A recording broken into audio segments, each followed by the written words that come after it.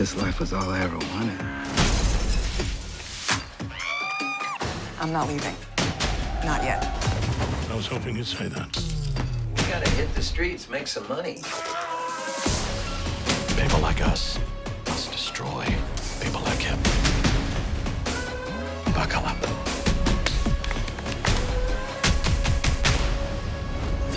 Get Showtime free at Showtime.com. Is to me the biggest story coming out of the weekend. Well, it could be the co-main event, which we'll talk about in a second. I want to make sure we give Josh Emmett his due, and we will. But first things first, you had Austin Hubbard. I believe this was the opening fight on the card, taking on Max Rohskopf. His name is spelled weird, but I believe that's how you pronounce it. A great wrestler out of NC State, 5 wins in his career, trains with the very, very talented and highly decorated Brazilian Jiu-Jitsu competitor, undefeated MMA competitor as well, in Robert Drysdale. So here's what happens. At the end of the second round, and this is not the worst beating I've ever seen, but BC, I think you'd probably agree, at the end of the second, that whole 5-minute frame, he was getting tuned up. Okay, so he goes back to his corner, and he is telling his corner multiple times, I think it's like 9 or 10 times, he says, "I want out." Now, Robert Drysdale eventually gets on social media and says, well, okay, at the end, I actually did say to call it, but you hear Rohskopf over and over and over say, "I want out," and Drysdale is basically ignoring it, trying to cajole him back into it. Eventually, an inspector alerts or maybe the ringside physician alerts the referee. The referee goes to Rohskopf, says, "Do you want out?" He says, "Yes." They waive it immediately. So that's how it went down. Okay, BC, one more time, lead us in. Yeah. What do you make of the cornering controversy here? There's a lot of wrinkles to this specific situation that I believe is much different than the Thomas Gifford situation when he got sent back out to get slaughtered, or when, Rocky Pennington got forced into a 5th round against Amanda Nunes. You do have to understand the full concept here. Rohskopf, or if I'm butchering that, I'm sorry, showed you in the first round that, at 5-0, he has, the goods. He has long-term potential, maybe before this type of exit, to really be a great fighter. I mean, he looked friggin' fantastic against a guy who had a lot more experience than him. He got the fight on 10 days' notice. You heard Dana after the fight saying the manager was all over Dana, saying, look, this guy could be like the future. So this was a major opportunity to really get noticed. We can argue all we want whether he should have been in there given the lack of experience. Yes. We can argue all we want on the idea that if a fighter says he's done, he's done. And look, by the 5th or 6th time Rohskopf said he's done, the fight's over. End it. I do, to a small degree, sympathize with the coach, because even though the second round was one-sided, even though Rohskopf was getting lit up with big shots, it didn't necessarily look like, if he went out for a 3rd round, he was gonna perish, right? And you did understand the coach saying, look, go out there and lay on him. Take him down. You're the better wrestler. Steal the decision here. Given the circumstance of this fight, you can argue maybe Pennington's circumstance was greater because it could be the only time she gets a title shot. No, Pennington was beaten up and destroyed. In this case, I'm not against the coach pushing back a little and saying, look, you fought so hard to get to this point. This is your opportunity. You're a better fighter than Austin Hubbard in terms of just pure skill. I believe all of that. Yes, it went too far by the 5th or 6th, no. But I think in general, these situations can be different, so we can't lump them together. Is there a larger conversation about the pay structure in UFC, that the win bonus plays a lot into the trainers getting more money? And sometimes people believe, coaches are pushing their fighters back out there for the freak chance that they rally for a big win, and then the coach essentially doubles his purse. Yeah, there's a lot of conversation to have on that as well. I do think in this instance, it wasn't really all that bad until the 4th, 5th, 6th plea. And then, look, you just got to wave the fight off. The guy doesn't want to be there, doesn't want to be there. And Luke, we give Dana a lot of crap. We try to praise him when it's right. Dana White's comments after the fight in the post-fight press conference were dead on, top to bottom. He gets it. He understands it. If you don't want to be in there, get out. No one should ever be ashamed in any circumstance for quitting, okay? In boxing, we have way too much of this macho culture where if you can get to that 12th round and go the distance, you have earned something. No, you've earned a beating. You've earned taking off time at the end of your career. You didn't earn anything, okay? I love that on MMA, you can get yourself into a choke and tap out. You can quit with dignity. I have no problem with the quit. Really, it's the coach on the hot seat, and I say up to a certain degree, I'm not going to kill him.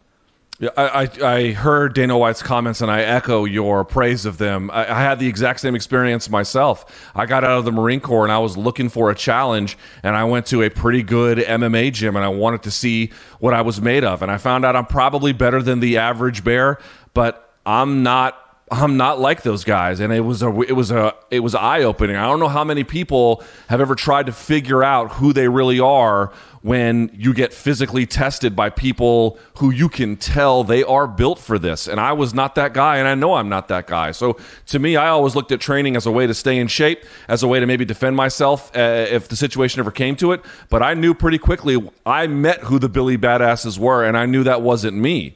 So when Dana White said that, I completely understand. And I do think you raise a very fair point about the coach pushing back a little bit. You notice that he said that I knew he wasn't hurt. I bet he was frustrated. I had people who have trained with Rohskopf reach out to me over the weekend and tell me he has a bit of this sort of element where he does get frustrated sometimes when things don't go his way. So I suspect that Robert Drysdale was really sort of keying in on that. But Robert Drysdale's defense of his actions was what really alarmed me. He had said that, to the MMA media, he goes, I don't lecture people about quantum physics because it's not a thing that I know fighting. Okay, fair enough. Robert's win, for example, over Marcelo Garcia at ADCC, it's one of the most spectacular combat sports wins I've ever seen. And obviously he had a decorated career to a degree in MMA. But the reality is this, I would challenge Robert Drysdale and I would say, Robert, how much direct training by formal institutions, whether those be training courses or an athletic commission, have you had in terms of the responsibilities and roles of cornering? I don't mean just on-the-job training. I mean formal training, and I bring that up for a reason, BC. I do not think Robert Drysdale is a bad person. I think he's a very smart guy, and I know he cares very deeply for Max Rohskopf, but I found out something over the weekend. I did some digging.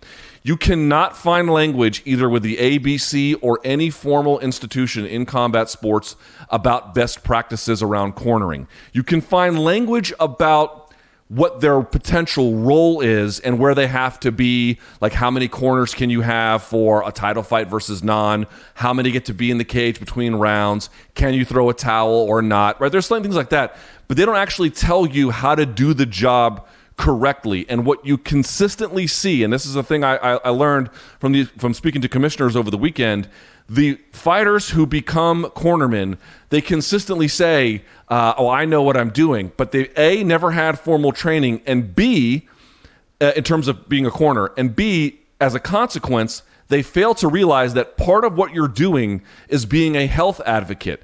Now, I grant, BC, it's complicated because you're putting ice on a guy, you're cooling him off between rounds, you're giving him strategy, and then you're sending him back out there to fight, right? I mean, how can you be a guy's health advocate if you're doing that? Because at some point you have to be aware that you cannot cajole them and Tony Robbins them into victory. At some point, the fight is over, and now what you have to assess is their long-term health, their long-term viability, and what the realistic chances are here. And I bring this up, BC. Look at what Rohskopf did. He goes back to the seat.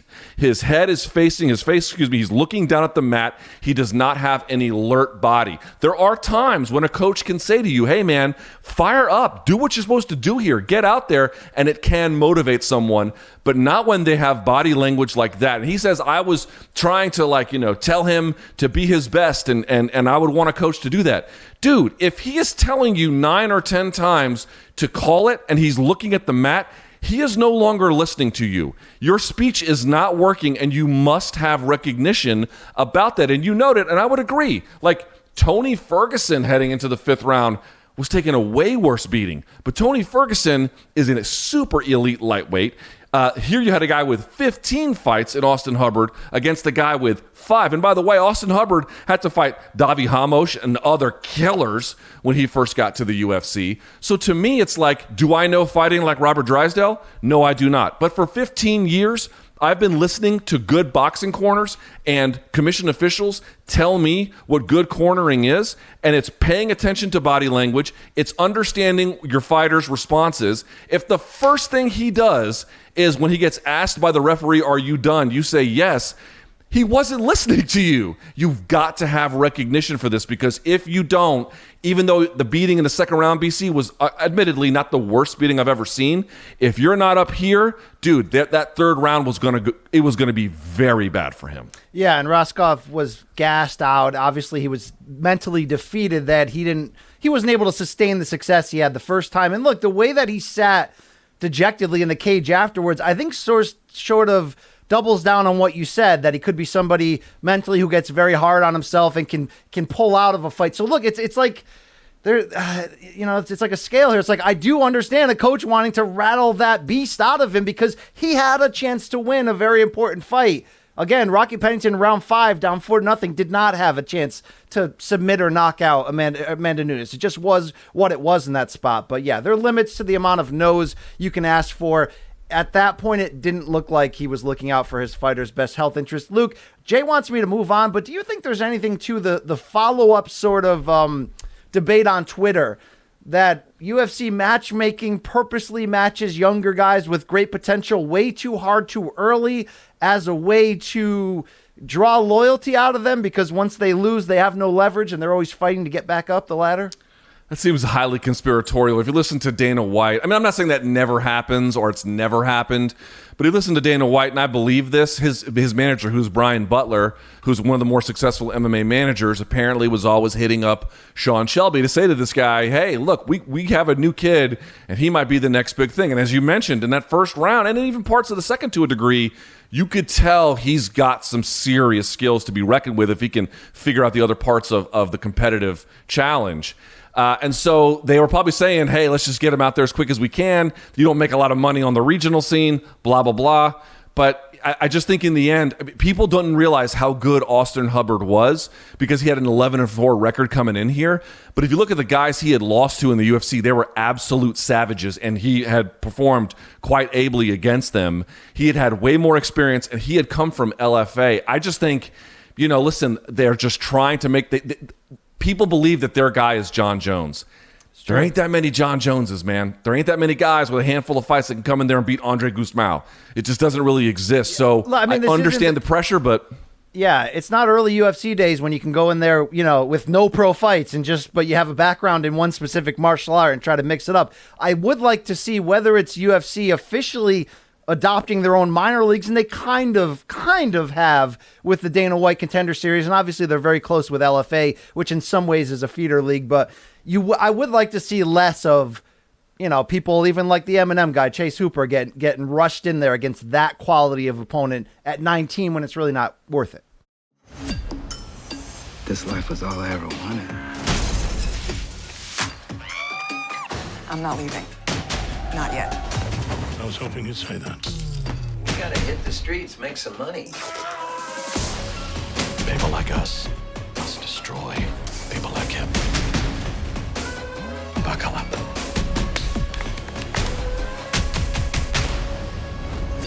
Get Showtime free at Showtime.com.